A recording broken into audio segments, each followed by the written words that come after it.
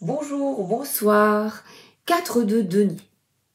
Denier, monde du concret matériel et de notre corps, également de notre santé. Je pense ici, en voyant la carte de ce magnifique tarot du bon karma, que là, on pourrait dire que c'est une personne qui va faire ses courses. Il y a des plantes autour d'elle et qui est économe à l'extrême et qui, au détriment de sa santé, peut-être pour qu'elle garde son argent, n'achète pas les bons aliments nécessaires pour elle et sa famille. C'est quelqu'un qui est restrictif, possessif, qui n'a pas l'air d'être très heureux. Ici c'est une femme.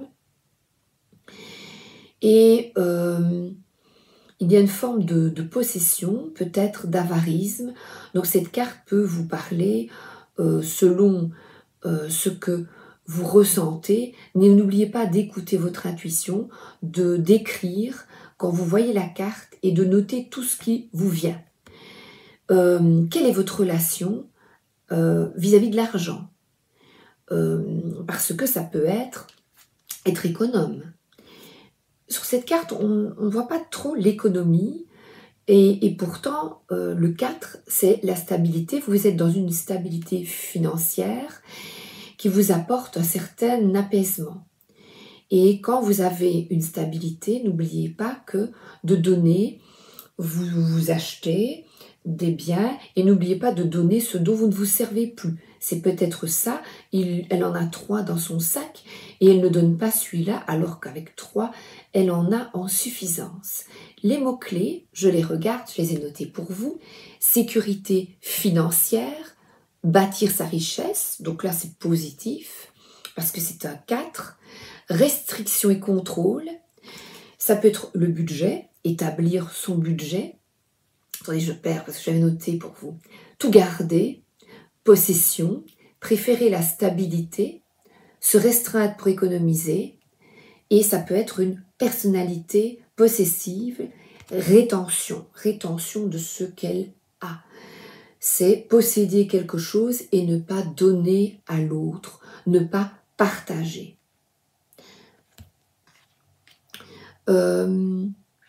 J'avais noté aussi l'épargne, sécurité, on revient avec d'autres mots, pénurie, de nouveau le contrôle et le matérialisme. Alors, on voit sur le tarot de Célia Mélesville un petit fantôme qui avale ses sous et elle a noté dans ses mots-clés, Célia, possessif, contrôle et stagnant. Oui, on est tellement dans une possession, dans ce matériel que on avale, on veut posséder toujours plus sans partager. Regardez, il y a peut-être aussi quelque chose à comprendre de votre passé familial parce qu'il y a des crânes du passé familial. Repensez à la manière d'être de vos parents, économiser ses biens et tout avaler, voilà, tout garder parce qu'on voit que la pièce est rongée, elle est dans un coffre rongé. Qu'est-ce que vous voulez apprendre et transmettre à votre enfant concernant le rapport à l'argent? Pourtant, c'est un roi qui en a suffisamment et qui en continue d'amasser. Je me souviens d'une amie qui disait de son ex-époux, on l'enterrera avec tous ses sous. Mais il est bon aussi de garder une poire pour la soif. Donc c'est peut-être ce 4 qui vous invite à un équilibre, la stabilité. Il y a, avec ce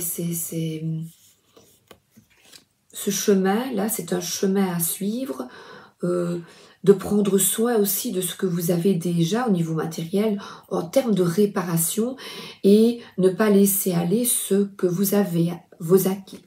J'ai oublié de vous lire dans le magnifique livre ici, vous êtes en train de glisser dans une ornière, soyez guidés par vos meilleurs espoirs, pas par vos pires craintes.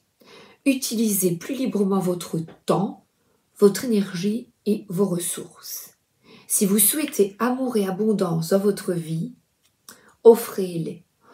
Donc on vous dit de ne pas tout garder pour vous, mais mon niveau amour et don de soi, de donner ce que vous comprenez, ce que vous avez acquis. Cette carte est un message direct de l'univers vous invitant à identifier là où vous avez des problèmes de croissance dans votre vie, au sujet desquels vous ne changez rien.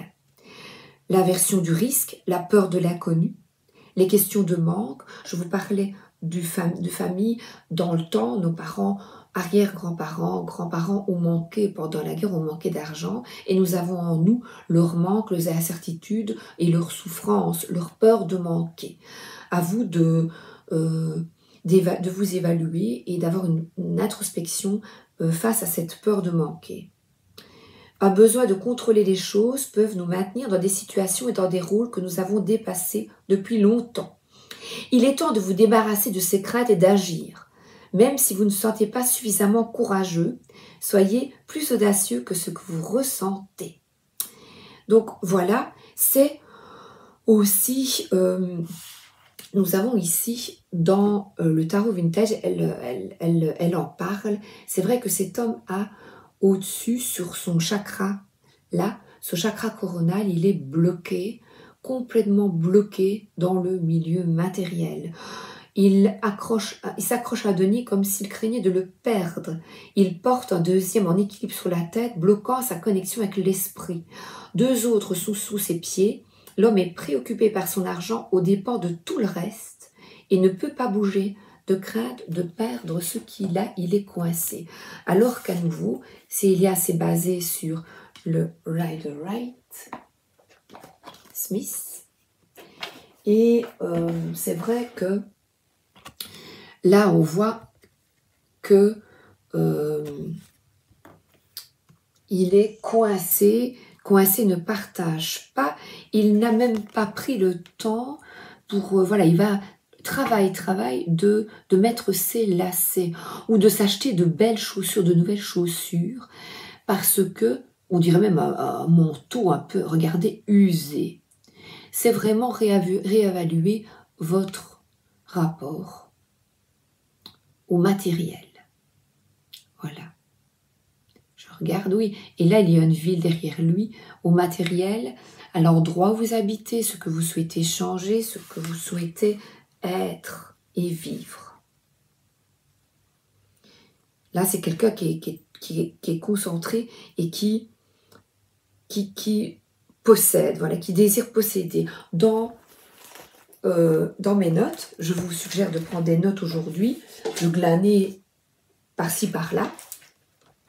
J'avais noté repli sur ses acquis, célébration de ce que l'on a acquis et la peur de perdre cet acquis. Exagération de la peur de ce que l'on a. Mais ça peut être au sens positif, économiser, sécuriser. Ça peut être aussi de la surprotection et de l'avarice. Pour le tarot de Marseille, stabilité financière et j'avais noté bel avenir. Donc là, le tarot de Marseille, c'est vraiment le 4 à l'endroit. Il y a, on dirait quelqu'un qui ouvre ses bras, qui accueille là. Là, ce n'est pas fermé du tout. Je trouve que c'est ouvert. Il y a un écusson, donc une stabilité familiale. Un écusson qu'on pourrait placer sur la porte de sa maison. Hein, le chiffre 4. 4 pétales, le trèfle à 4 feuilles. La chance, ce n'est pas d'avoir et de posséder, mais c'est dans ta tête d'être stable et de te sentir en sécurité. Et n'oubliez pas que les deniers, c'est aussi la richesse matérielle, mais l'ancrage et le corps, donc vos fondations, le concret, votre physique. C'est prendre soin de votre santé. Il y a des fleurs. Le trèfle à 4 feuilles, c'est peut-être que vous avez l'argent et la chance de pouvoir vous alimenter correctement ou d'effectuer plutôt les choix les meilleurs pour vous. Pour terminer, je prends Jodorowsky qui a une approche du tarot de Marseille que j'aime aussi. Sur son tarot Je n'ai pas ici. Il a mis là comme un oiseau qui ressemble au phénix. Au milieu, oui, c'est une ouverture. Ici, le phénix au lieu d'un écusson. Et nous, c'est un trèfle à 4 feuilles. C'est vrai que c'est un trèfle à 4 feuilles. Et on dirait des fleurs qui ont des mains. Je vous lis. Et ce sera terminé. Ici, le phénix que 2 anges préparaient au sacrifice dans le 2 de coupe est en train de brûler. Au centre même de la plus grande stabilité matérielle, il y a le renouvellement constant de l'oiseau mythique qui se consume et renaît de ses cendres. Cette carte évoque le foyer, la santé, un territoire dont la bonne marche est assurée par le refus de toute stagnation sur les acquis. C'est vrai, se renouveler. Le 4 de denier symbolise la vie du corps qui, pour se maintenir, suppose la mort constante de certaines cellules et la consommation d'énergie sous forme de nourriture. Il parle des aspects négatifs de la carte qui nous renvoient à tout état de stagnation matérielle. La prison, l'excès, le surpoids, un travail dans lequel on ne s'épanouit pas, le chômage, une situation économique stagnante et une famille renfermée sur elle-même, donc peut-être qui ne s'ouvre pas aux autres. Famille de nobles. Voilà. Donc, j'espère que cela vous aide. Dites-moi si c'est intéressant, si je continue ou pas.